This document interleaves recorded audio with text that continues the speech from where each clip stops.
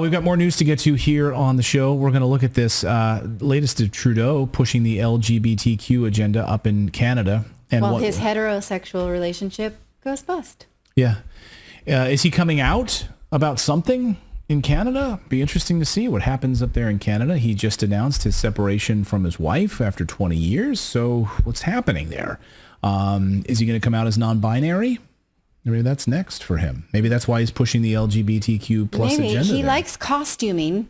Yeah. So maybe he wants to do that. And he likes Klaus Schwab. He likes costuming and Klaus Schwab. Well, to Canada now, where the Trudeau government is pushing the LGBTQ plus LTY agenda in the nation's school system. If you're enrolling your children right now in preschool or kindergarten, you'll be told, hey, they won't be addressed as he or she. That's something the school systems are doing. Parents are being notified of this. They won't be given them biological pronouns. The kids will instead need to eventually decide what they will be called, despite what the parents want. Yes, this is happening in Canada.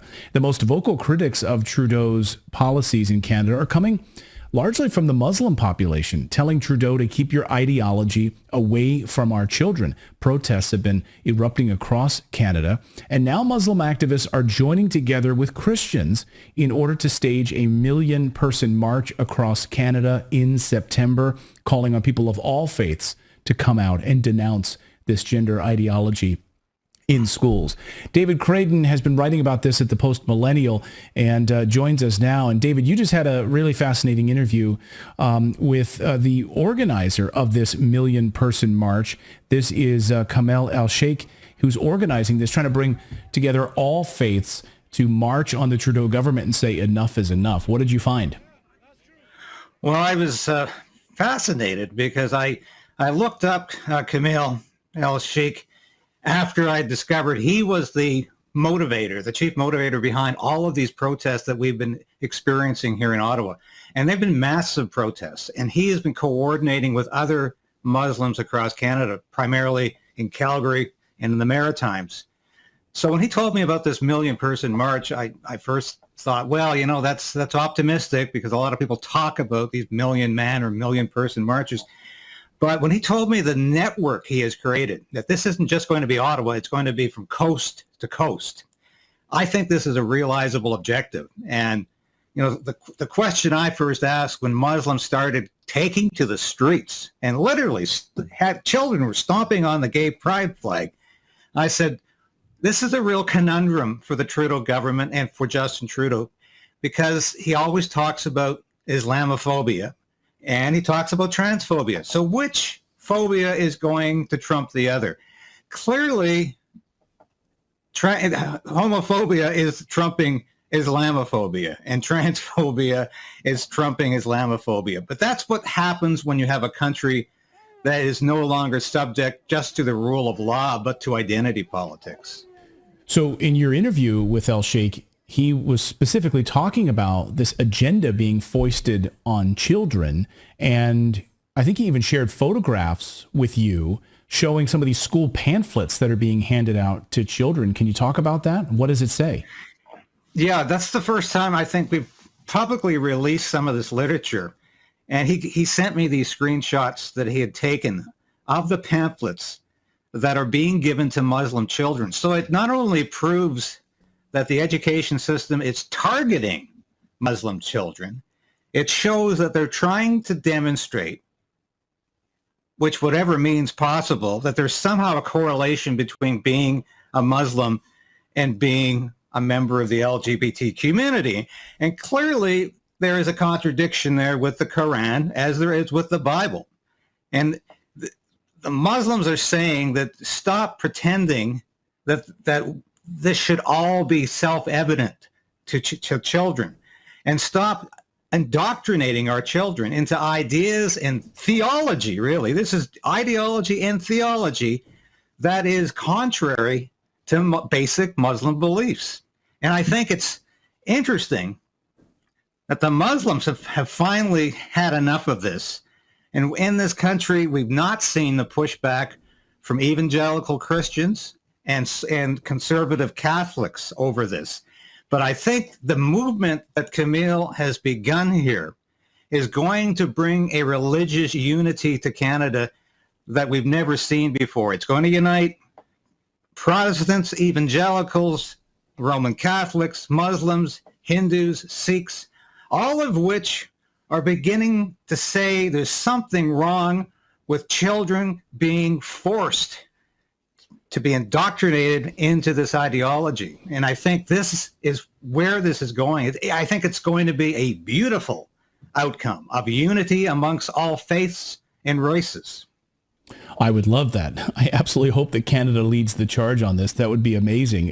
One of the things that El-Cheikh told you in your interview, he talked about the school system, and he was curious of why the Trudeau government is so obsessed with teaching sexuality to children and basically lying to these children and not even focusing on education. They're more concerned with sort of handing out these sexualized pamphlets to children. Even handing out one pamphlet says, "Can I still be a Muslim if I'm queer?" And we've seen some of the horrible books that are being also put inside of Canadian schools as well with the imagery, and it's shocking stuff. Well, if this was a heterosexual movement pushing pornography in the schools, it would never have gotten off the ground. But somehow this is allowable if it's all under the banner of the LGBTQ plus movement. And some of the material that children are being exposed to is just so vile. And yet we don't seem to be able to teach children how to read or write or add. And the school system in Canada is as bad as I read about the school system in the United States, because they're so obsessed with teaching children how to masturbate and how to view sexually explicit materials that they've forgotten what the purpose of education is. And this is a tragedy. It's a tragedy foremost for the children in Canada who are being denied a proper and basic education and being exposed to things that at one time you couldn't find on the street, but they're being digested in the classroom. And this really is a travesty. And thank God there's enough concerned parents out there who say we need to save our children and to save their minds from this indoctrination. What has El-Cheikh, been his conversations with the Trudeau administration? Is the Trudeau administration concerned that they're going to see this 1 million-person march across Canada denouncing their gender ideology pushing in schools? They should be concerned, because there's a poll released last week, and I included this in my post-millennial article, that there's now a plurality of immigrants, of Canadians who were not born in this country, that are voting conservative. It's like 48% versus 38% that are voting liberal. Now, this is a complete transformation of the political process in Canada, where the liberals, like the Democrats in the United States, always assumed if they brought in enough immigrants, they would get their votes. Not happening anymore. It's the immigrants, the new immigrants in Canada, who are saying, we came to Canada to get away from indoctrination, to get away from thought control, to get away from censorship. All of these things the Trudeau government is pushing on this country. So it's the new immigrants who are pushing back the hardest. So I think Trudeau has a lot to be worried about. And if this 1 million-person march comes off, as I believe it will, I think that might be a wake-up call. But he cannot change. He cannot change his ideology because he is too much invested in it, and he will go down with that ship.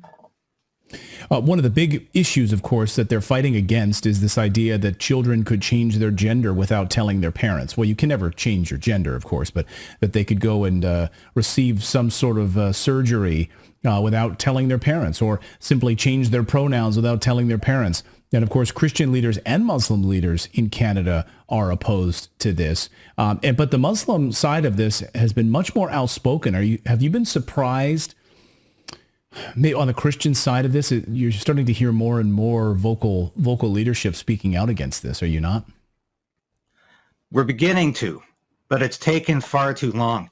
Because if you consider the fact that 12-year-olds in this country, and any country that I'm aware of, they don't vote, they can't own firearms, they can't drink, they can't do a lot of things that adults can do. But however, they can decide to change their gender and literally change their sex. And this is absolutely outrageous. They can be chemically castrated without even telling their parents that this process is beginning. And this is outrageous. And if Christians aren't upset about this, if they haven't said, I'm as mad as hell and I'm not going to take this anymore, I don't know what's wrong with them, because it's time for parents to say, we're losing a generation of children to a liberal ideology that is toxic and that is literally destroying children's lives. You can't make decisions on your gender at 12 years old because it's so consequential. It is so long-term. And it's devastating, and we should not be allowing this to happen, at least without parental consent or knowledge. And this is the nanny state gone mad. We have Trudeau saying the state has a right to make these decisions on behalf of your children. The children don't need to talk to their parents, because as long as the teachers are aware of it, it's okay. Unbelievable. It's really, it's stunning. It's like a world I don't even recognize anymore. My father passed away at 86 years old just a few short years ago. And I think, my gosh, if he were alive today, he wouldn't even recognize this world. It's really, really stunning. So good for, go ahead. I say the same thing all the time. It's not the world or the country that I was even born in. And so much has changed so radically over the last three decades. It's alarming. But Canada is also the home of assisted suicide. So on the one hand, we're killing people because they're depressed. We're killing people because they just want to die. But we're destroying the younger generation at the same time. And it is a sad story. But the hopeful thing is that people are fighting back. And if it took the Muslims, and what's interesting is the left is adopting the same talking points that the far right used to use against the Muslims. They're saying every Muslim is a terrorist. Every Muslim wants jihad. Every Muslim wants Sharia law. They're using the same toxic talking points that were once reserved for the far right. It just goes to show you how desperate they are, is that they will use this kind of hateful language. And by the way, Kamel was banished from Twitter the night after we did that interview. Now, is this a coincidence? I don't think so, because the response was phenomenal. And he has been targeted by the LGBTQ mafia in this country. There are literally dozens of people who were checking his Twitter account to find one tweet that could have been construed as hateful, because they want him silenced. And they're after other Muslims as well. I'm interviewing a Muslim woman who has a PhD. She's a civil engineer, and her job is in danger because she's being attacked on Twitter as a hateful Muslim every day. And this is how desperate the left is. Well, we hope that this rally, this million person march to protest against gender ideology and Pride Month in schools can take hold. That's going to happen on September 20th as Canadians from all faiths from coast to coast come out on this. So we hope that this is a wake-up call in Canada, and hopefully something will change. David Krayden has been following this and doing a great job as always. David, great to see you. Thank you so much for bringing this to our attention. Thank you for having me today. Hi, it's David Krayden here. Thank you so much for subscribing and supporting the station. We could not move forward without you. What we're trying to do every week here is bring you the news you might not see everywhere else. And we're coming against Justin Trudeau's internet censorship laws. Please subscribe, ring that bell if you haven't done so already.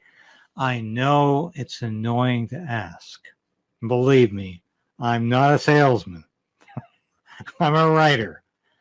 But I really implore you to do that, because I need this station to keep going. We want to keep bringing you the news that you want to hear. And if you want a story covered, let me know, please. Because that's where I'm getting a lot of news information from your tips. So thank you for being there for me.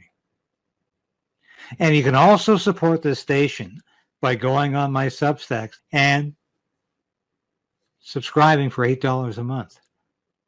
Yes, I know it's free, but I can also use your support. So please do that if you can.